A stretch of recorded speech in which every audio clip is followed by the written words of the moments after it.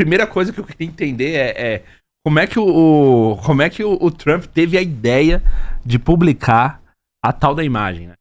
Porque, primeiramente, o que tem a ver o Trump dentro do contexto, entendeu? Geopolítico, ele se colocar como um salvador, sendo que o cara tá fazendo uma cagada atrás da outra. Acho que essa imagem aí não tem muito como explicar, né?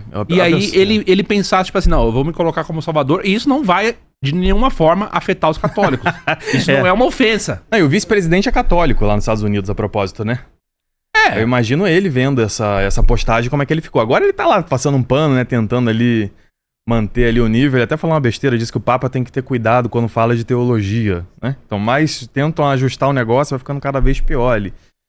Mas eu acho que a pessoa, quando ela tem muito poder, né? E assim, é inegável que o Trump tenha poder e que ele tenha muita coragem também, né? Enfim, o cara pegou aqui o presidente aqui da Venezuela e levou.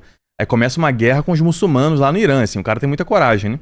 Eu acho que isso acaba deixando ele um pouco, assim, no modo guerra, sabe? Tudo que chega perto dele, ele responde com ataque, com muita autoconfiança, que assim ele vai conseguir ganhar o jogo.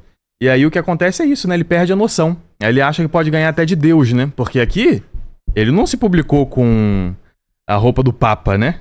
Com a roupa de Jesus Cristo. Parece com as nossas imagens do Sagrado Coração, essa imagem aqui, né? Essa que ele fez no IA. Aí ele falou que é porque isso aqui, na verdade, era pra ser um médico, né? Aqui, ó, os caras com roupa militar, a enfermeira. Esse cara aqui de baixo, quando eu vi, eu achei que era o Epstein, a propósito. Chega perto ali, é que esse aí tá tapando aqui. Tá tapando, né? Na hora que eu vi, eu achei que era o Epstein. Eu falei, que é essa imagem aí, gente? Mas eu acho que é só uma coincidência mesmo da... Ou talvez a teologia da história, né? Divina providência aí na história. Tem outra imagem aqui na sequência. Mostra outra aí, que ela inteira. Vê se tem sem a legenda.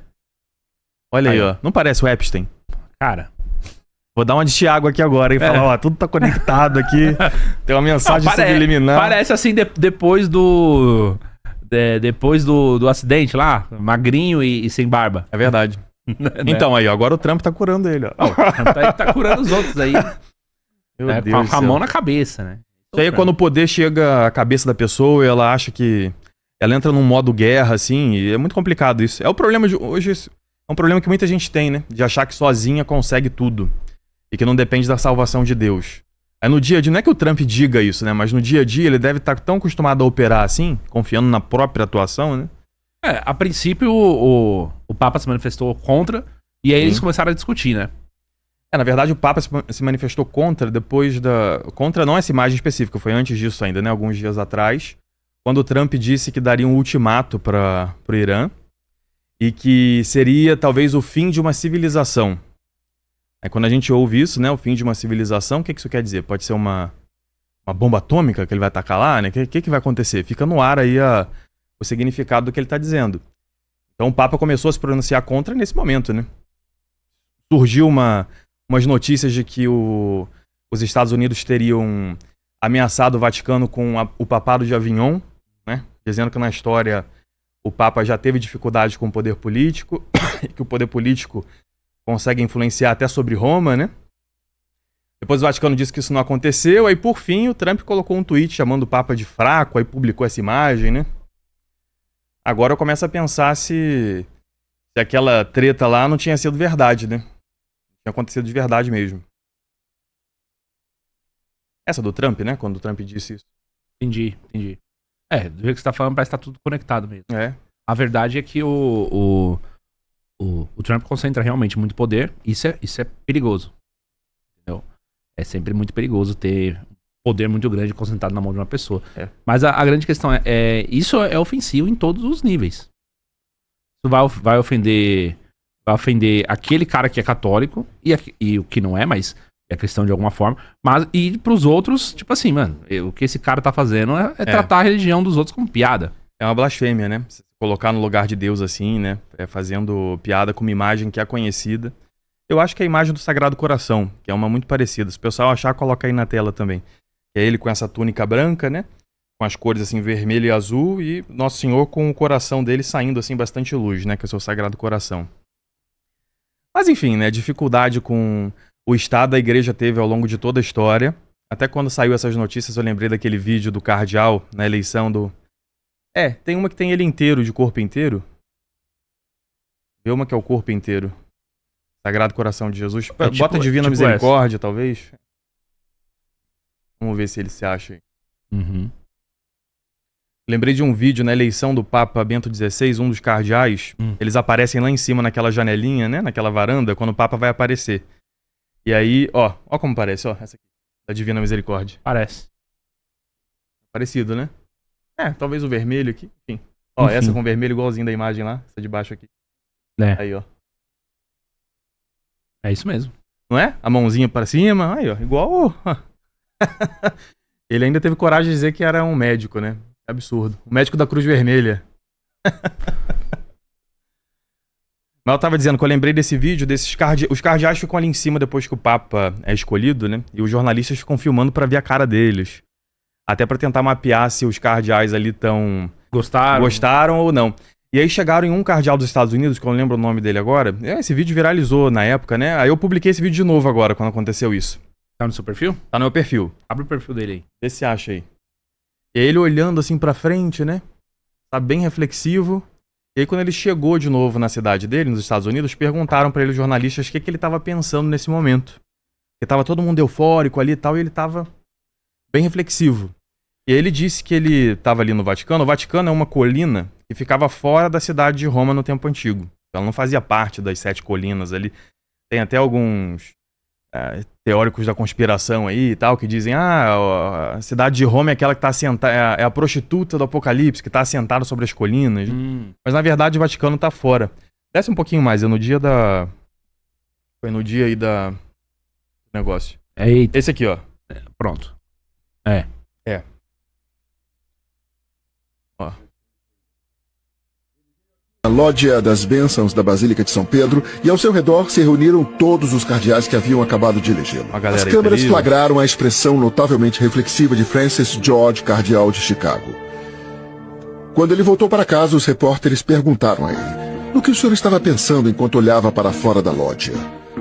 Ele respondeu: eu estava olhando em direção ao Circus Maximus, na direção do Monte Palatino, de onde uma vez reinaram os imperadores, de onde eles menosprezaram a perseguição aos cristãos. E eu pensei, onde estão os seus sucessores? Onde está o sucessor de Júlio César? Onde está o sucessor de Marco Aurélio? E finalmente, quem se importa?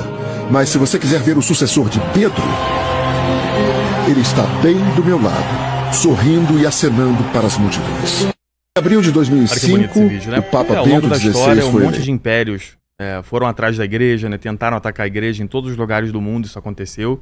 E esses impérios, eles passam. E depois o que fica é isso aí, ó. O que sobrou de Roma, né? Cadê o imperador romano, Nero, né? Que ria, que matava os cristãos, Domiciano, Diocleciano. Cadê esses caras, né? Cadê o sucessor desses caras? Não estão lá, mas o sucessor de Pedro, o sucessor dos papas está aí até hoje. Então eu, no lugar do Trump, quem sou eu pode dizer isso, né? Mas eu, no lugar dele, ficaria bem prudente quando você fala da igreja, né? O Papa é uma instituição, papado, né? Uma instituição de 2 mil anos. Esse vídeo aí é muito bonito, cara. Muito, muito bom mesmo. Não é à toa que ó o tanto de like. Foi, eu acho que bateu 1 milhão aí de views. Muito interessante. Enfim, essa questão do Trump com o Papa, que ainda não são 2 poderes, né? Você tem um poder temporal, poder espiritual ali, né? E não é novo na história que um tenta sempre, de alguma forma, se apoderar do outro. Às vezes eles estão pelo menos até influenciar mesmo no outro, né? Estão às vezes até em conflito e tudo mais. Mas um tá sempre tentando ali ter às vezes o apoio, às vezes a questão do poder temporal por cima do espiritual, né?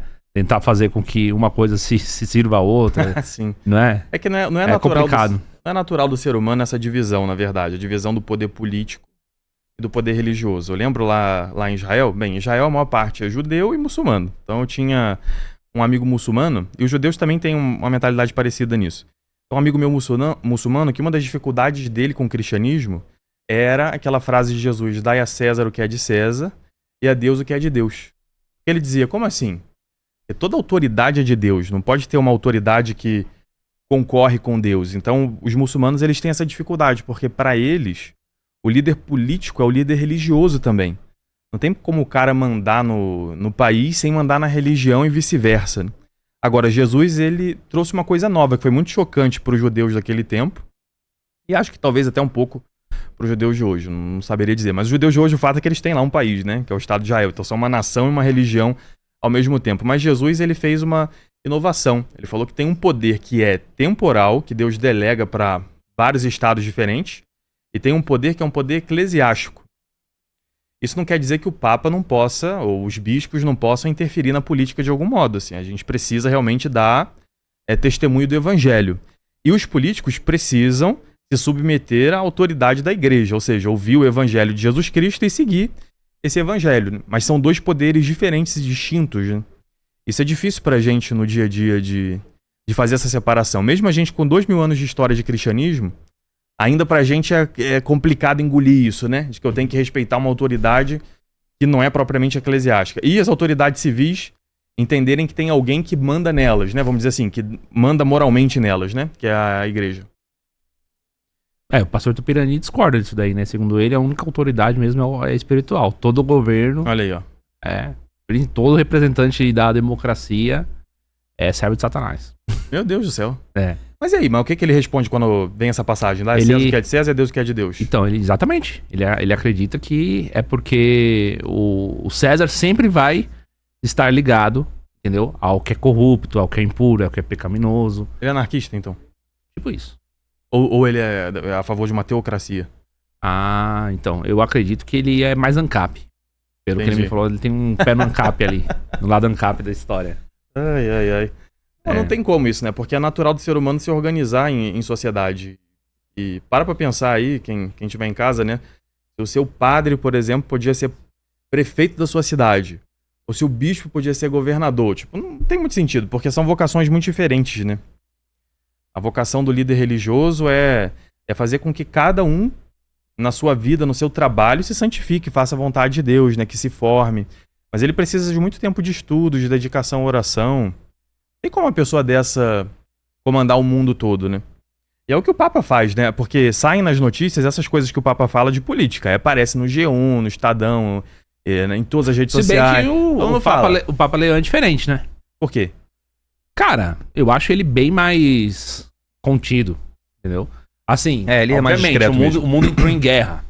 Mas assim, ele não tá o tempo todo dando declaração, ele não fica aí no Twitter, né? Ele não solta qualquer coisa, não é? Ele não fica lá, tipo assim, o aquecimento global. Né? Porque vai ter uma comissão lá na ONU, não sei o que vai discutir as mudanças climáticas. Ele não fica palpitando nesse... A gente precisa entender que ele entrou aqui no jogo, falando dessa guerra, porque o Trump tava dizendo que ia dizimar uma civilização. Sim, exatamente. Então, assim, isso não é importante, né? Aí sim, você tem ali, aqui que você espera de um líder religioso? Você também não espera omissão, né? Não, ele tem que falar. Igual os profetas do Antigo Testamento, eles ficavam acusando os reis quando eles não seguiam a lei de Deus. É isso. Então a figura religiosa sempre pode se...